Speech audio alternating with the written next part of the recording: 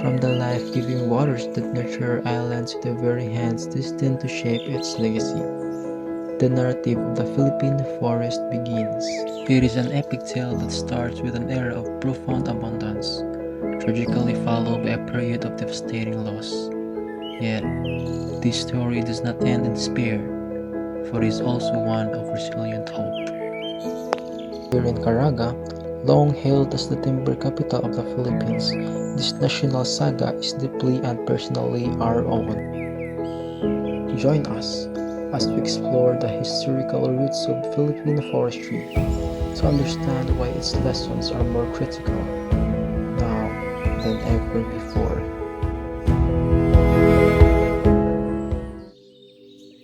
Picture this land before any borders were etched upon it, when an immense, near continuous forest was its most defining feature. This great canopy was the entire world for the ancestral Filipinos, shaping every aspect of their lives. They held a fundamentally different view of their environment, never considering the forest a resource to simply be taken from. It was, in their eyes, a sacred and generous provider that offered all they could ever need. The jungle gave them their food, its plants formed their medicine, and its ancient groves were where they felt closest to the divine. This was not a relationship of conquerors, but one of kinship, founded on the essential pillars of balance and respect.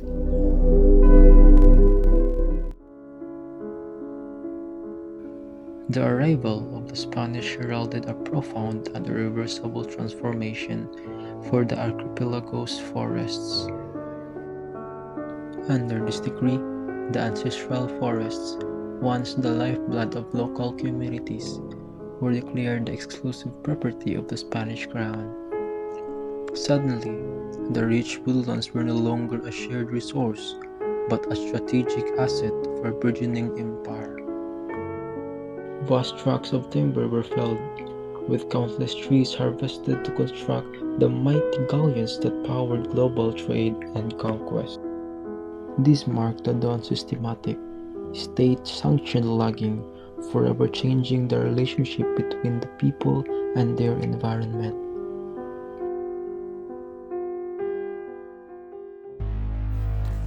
With the arrival of the American administration, a new philosophy of resource management took hold.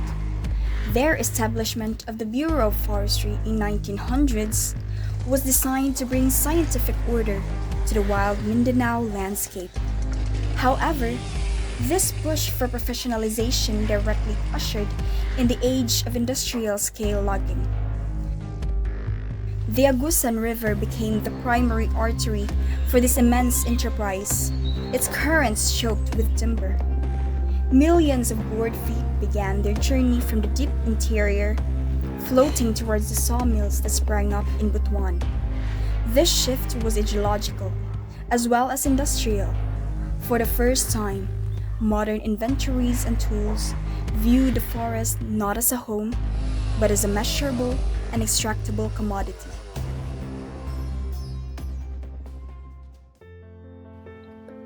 With the birth of the Philippine Commonwealth in 1935, President Manuel L. Quezon ushered in an ambitious era of nation building. Central to this new vision was the responsible stewardship of the archipelago's rich natural heritage, particularly its vast forests. The government moved decisively to regulate sprawling timber concessions and champion vital reforestation initiatives.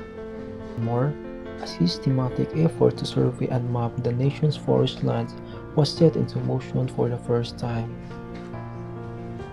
It was during this pivotal period that these combined actions began to forge the foundations of a truly formal and modern national forest policy.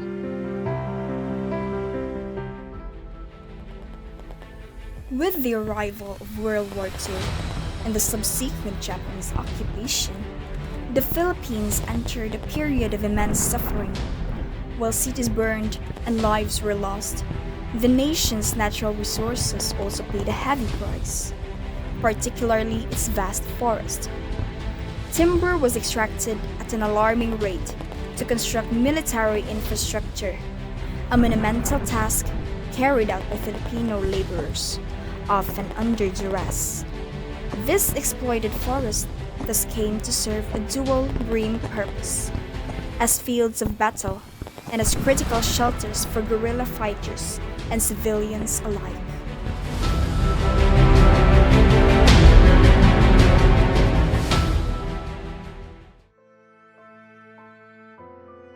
From the rubble of the devastating war, the Philippines sought to build a new era of prosperity.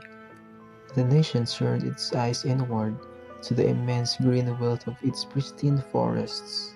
This ignited what would be called the golden age of Philippine logging, a period of immense economic growth. However, this progress cast a long and devastating shadow upon the land as the environmental cost became catastrophic. Policies like Presidential Decree 705 were finally enacted to impose order on the chaos. But these regulations struggled to heal wounds that were already decades deep. By the 1980s, the Golden Promise had tarnished, leaving behind a grim legacy of barren mountains, crippling soil erosion, and deadly, unforgiving floods that swept away communities.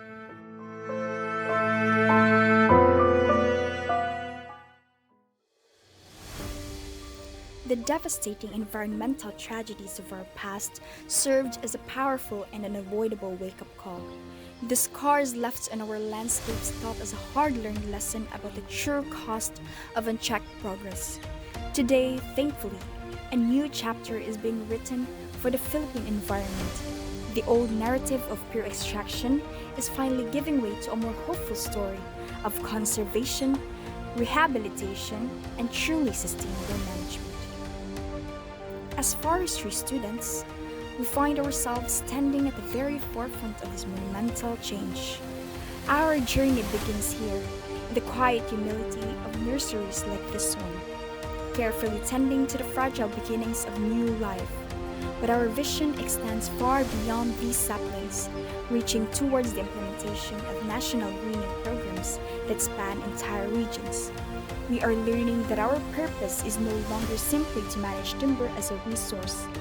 Our true mission now is to become healers of the land, to actively restore a vital and complex ecosystem for the generations who will follow us. We are here to ensure that the forest not only survive but thrive, safeguarding a living legacy for the future of our nation.